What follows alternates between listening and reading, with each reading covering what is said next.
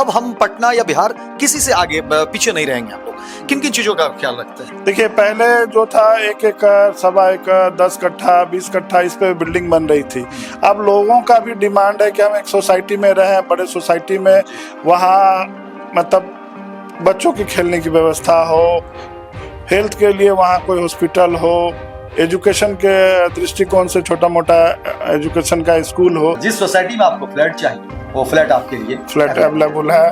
1 bedroom, 2 bedroom, 3 bedroom, 4 bedroom सब available. जो चाहिए फ्लैट। फिलहाल अगर आपके प्रोजेक्ट्स की बात करें, कहाँ कहाँ प्रोजेक्ट्स है पटना में, तो अगर किसी के पास अगर 5 लाख 10 लाख रुपए हो तो क्या वो उम्मीद कर सकता है कि हाँ हम फ्लैट ले लेंगे, फिर मर्जी EMI चला जाए या फिर बाकी ये उस लोगों को फ्लैट दे पाए जिनका बजट कम हो करते हैं। तो आज 5 लाख रुपया भी जिसके पास है वो 5 लाख 10% बुकिंग करके 90% बैंक लोन फाइनेंस हो जाता है। कि सोसाइटी जो है जो भी सोसाइटी में क्या दे रहे हैं अभी जो भी बड़े बड़े सोसाइटी देखिए, अभी हम लोग 2-3 बड़े बड़े सोसाइटी बना रहे हैं। उसमें हेल्थ क्लब है, स्विमिंग पूल है। जी, स्विमिंग पूल है, जॉगिंग ट्रैक दिए हम लोग, मतलब रूफ टॉप पे 4 ब्लॉक की सोसाइटी है, चारों को एक दूसरे से जोड़ दिए। लगभग 62 कट्ठे में एक आदमी सुबह उठ के अगर अपने छत पे, ये एक छत पे जाएगा तो चारों छत पे वो घूम सकता है। तो आपको बाहर जाने की बहुत जरूरत है नहीं, बाहर ऑनलाइन जरूरत बहुत कम है। अगर ये तो कह सकते हैं कि लाखों रुपए में करोड़ों की फ्लैट मिल रही है। क्या आपको उम्मीद थी जब आपने नींव डाला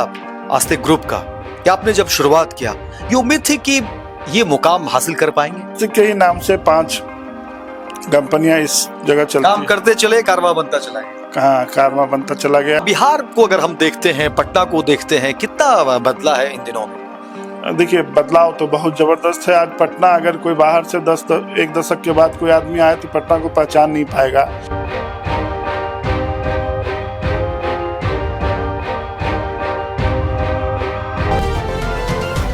नमस्कार, मैं हूं अमित सिंह और आप देख रहे हैं स्वराज पोस्ट।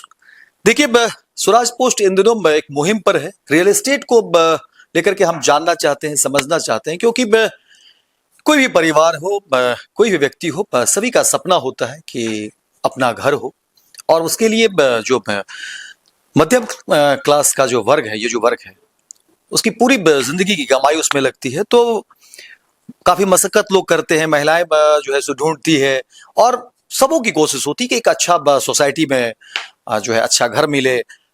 और फिर बात आती है कि भाई कौन से बिल्डर हैं, कहाँ आप ले रहे हैं, कौन सी कंपनी है, विश्वसनीयता और तमाम तरह की चीजें हैं।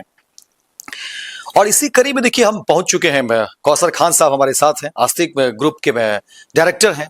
और मुझे लगता है कि अभी तो पटना में कई सारे बिल्डर्स आ गए हैं, रियल एस्टेट में कई सारे कारोबारी आ गए हैं, लेकिन अगर पुराने उद्यमी की बात करेंगे तो कौसर खान साहब वैसे व्यक्तियों में हैं, चुनिंदा व्यक्तियों में हैं, जो मुझे लगता है कि लगभग 1.5-2 दशक से 2 दशक से ज्यादा का कह सकते हैं कि रियल एस्टेट में इनका कारोबार है। तो जाहिर सी बात है कि विश्वसनीयता की बात फिर जो है वहां पर कोई मायने नहीं रखती है, क्योंकि जब आप किसी भी फील्ड में अगर 2 दशक से हैं, इसका मतलब है कि आपने बखूबी अच्छा काम किया होगा। कौसर खान साहब, सबसे पहले तो आपका स्वागत है जी।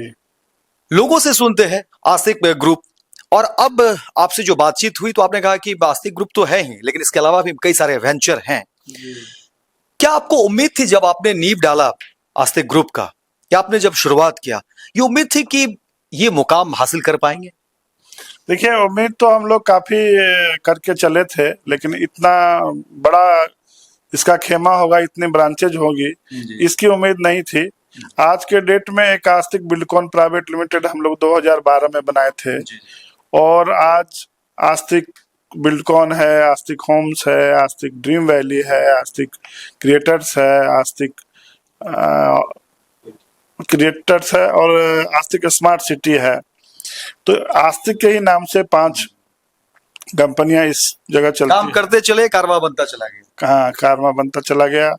और हम लोग 2012 23 जुलाई को शुरुआत किए थे एक प्रोजेक्ट से, साईं वाटिका फूल कुमार पैलेस, उसके बाद साईं वाटिका हुआ, फिर साईं आरकेएम हुआ। मतलब आगे बढ़े तो मुड़कर फिर पीछे नहीं देखे? नहीं, मुड़ के पीछे तो नहीं देखे, लेकिन उतार चढ़ाव लगा रहा।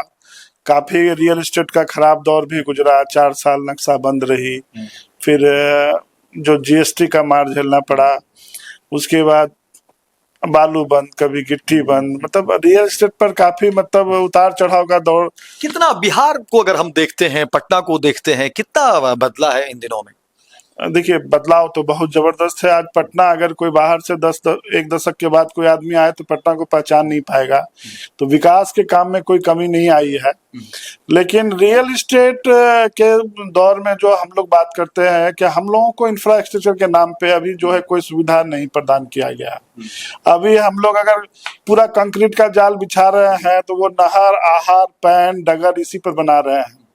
और हम लोग मतलब नई सरकार की अभी गठन हुई है तो दरखास्त करते हैं कि हम लोगों पे भी ध्यान दिया जाए, सिर्फ टैक्स का ही लोड नहीं डाला जाए। एक रियल एस्टेट पे हमको लगता है कि लगभग 20 से 22% का टैक्स लोड है। इसको फेस करना मुश्किल होता है। इसको फेस करना मुश्किल होता है और इसके कारण जो है रेट जो है एकदम हाइप हो गया है। आप चाहते हैं कि कस्टमर को हम दे, लेकिन वहां मुश्किल होती है कि फिर कैसे कर पाए। बहुत ज्यादा मुश्किलों का सामना करना पड़ता है। खुद का रोड बनाना पड़ता है, खुद का ट्रांसफार्मर परचेज करना पड़ता है, बिजली की लाइन, पोल सब हम लोग अपने ही मतलब खर्च पे लेके। बिल्कुल, आप सरकार से दरखास्त कर रहे हो। हम आपको जानकारी के लिए बता भी दें, हमारी मुलाकात हुई थी मुख्यमंत्री सम्राट चौधरी जी से, और जब सीएम आवास में गए तो उन्होंने काफी अच्छी बातचीत हुई। पत्रकार के तौर पे अलग अलग मुद्दों पे बातचीत हुई हालांकि, लेकिन बिहार के बेहतरी को लेकर के बातचीत हुई बिहार में और आने वाले समय में। एक बात जो सम्राट चौधरी ने कही है, मैं चाहता हूं कि आपके साथ शेयर करो, हमारे जो दर्शक है वो भी देखेंगे। उन्होंने कहा कि अमित जी, एक चुनौती तो है ही पलायन रोकना। मैंने भी कहा था कि सम्राट जी, जब आप मौका मिल गया, बन गए, क्योंकि लंबे समय से वो राजनीति में रहे तो तमाम लोगों से अच्छी बातचीत होती है उनकी, तो हमने कहा कि भाई आप जब बन ही गए हैं तो पलायन को रोकिए। उन्होंने कहा कि अमित जी बिल्कुल पलायन तो रोकेंगे ही। दूसरी बात जो उन्होंने की, जो मेरे दिल को छू गया और मुझे लगता है हर बिहारी के लिए बड़ी बात, उन्होंने कहा कि अमित जी वैसी व्यवस्था हम लोग बनाएंगे, सरकार वैसी व्यवस्था बनाएगी कि देश के अलग अलग हिस्से में जो लोग चले गए, बिहार से जो लोग चले गए, वो फिर वापस आएंगे, उनको बुलाएंगे। ऐसी व्यवस्था हम करेंगे बिहार में कि उनको आना पड़ेगा। और मुझे लगता है कि आपके जैसे लोग जो बड़े उद्यमी हैं, इतने लंबे समय से बिहार में सेवा दे रहे हैं, बिहार को देख रहे हैं, समझ रहे हैं, तो आप लोगों के लिए भी एक अच्छी बात है। क्योंकि जब आपने इतने सारे वेंचर बना लिए, इतना सब कुछ कर लिया, फिर लोग आएंगे तो फिर आफ्टर ऑल उनको भी तो मकान चाहिए, उनको भी तो घर चाहिए। और ठीक है, हम लोगों को भी जो है ना इस सरकार से काफी उम्मीद है।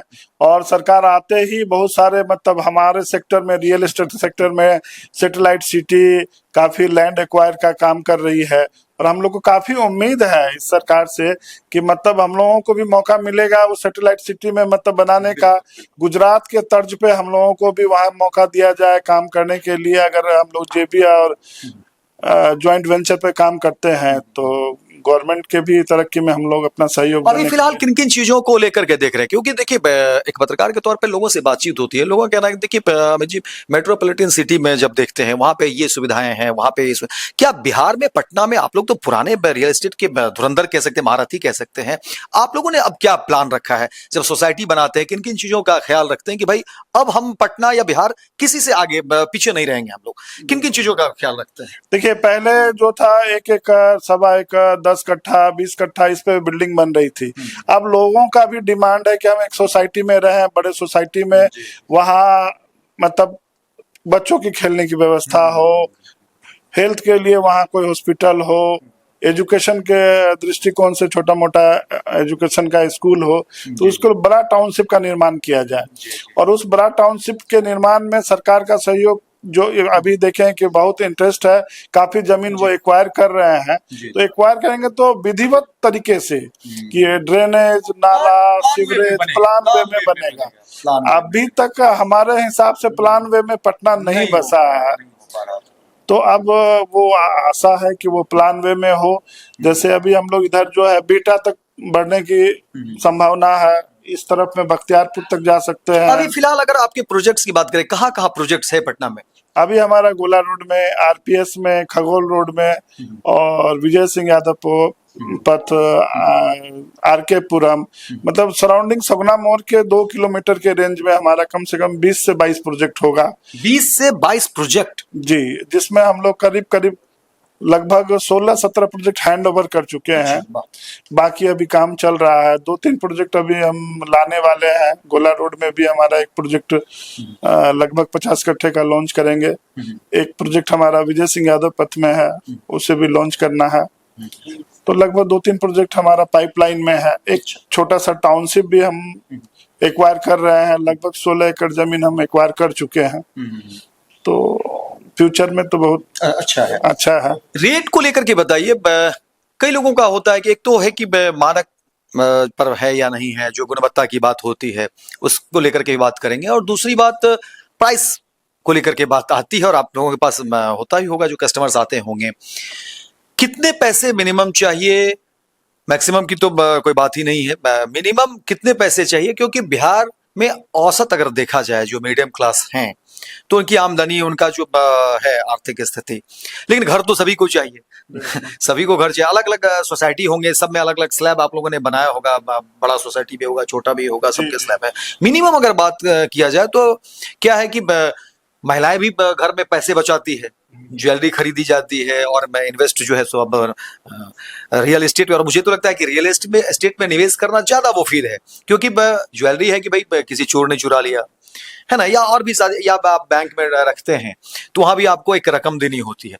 लेकिन रियल एस्टेट में आपने इन्वेस्ट कर दिया तो रेंट भी आएंगे, और उसका भी प्राइस जो है दिन दूना रात चौगुना हो रहा है, और आपको लगेगा कि एक दिख रहा है कि एसेट है, उसे कोई चुरा नहीं सकता है, और दिखाने के लिए भी है कि एक एसेट है तो है। जब तब आप जाइए, घूमिए, और कभी जरूरत लगे तो आप जो रेंटर है वो चले भी गए तो आप उसका फिर उपयोग भी कर सकते हैं। ये बड़ी उस नजरिए से लोग देखते हैं। तो अगर किसी के पास अगर 5 लाख 10 लाख रुपये हो, तो क्या वो उम्मीद कर सकता है कि हाँ हम फ्लैट ले लेंगे, फिर मर्जी EMI चला जाए, या फिर बाकी जो भी? जी हाँ, जी हाँ। देखिए, एक बहुत बड़ी सुविधा है फ्लैट खरीदने के लिए कि अगर जो आज के डेट में 2 तरह के बायर हैं जी, एक फुल लग्जरी, एक है इकोनॉमी क्लास के लोग, जिनका बजट जो है, उस बजट को पूरा करने के लिए हम लोग पूरा इसी पर तत्पर हैं कि उस लोगों को फ्लैट दो, जो लोगों का सपना है। पूरे पटना में बिहार का टोटल लोड है, पूरे बिहार के लोग चाहते हैं कि राजधानी पटना में एक घर हो, और उस घर का सपना देख के लोग यहाँ पे हैं अपने बच्चे के एजुकेशन के दृष्टिकोण से, रहने के लिए, मतलब हर चीज में राजधानी पे लोड है, जिसके कारण हम लोग चाह रहे हैं कि उस लोगों को फ्लैट दे पाए जिनका बजट कम हो। करते हैं तो आज 5 लाख रुपया भी जिसके पास है वो 5 लाख 10% बुकिंग करके 90% बैंक लोन फाइनेंस हो जाता है। और फ्लैट में एक बहुत बड़ी सुविधा ये होती है कि पूरा लीगल, हम लोग प्रोजेक्ट लेते समय इसकी ध्यान रखते हैं कि 35 साल का चयन जिसको बोला जाता है, लीगल करा के, मतलब कहीं से कोई दिक्कत बायर को ये परेशानी नहीं होती है। जमीन खरीदने में काफी है कि एक ही जमीन को 3 बार 4 बार लोग रजिस्ट्री करते हैं, तो फ्लैट में वो संभावना नहीं। आप जॉब कर रहे हैं, नौकरी कर रहे हैं, आप इत्मीनान करिए, घर में आइए, प्रवेश करिए और आराम से रहिए। उसके अलावा अभी रेरा आने से एक फायदा हुआ लोगों को कि सब ऑनलाइन है।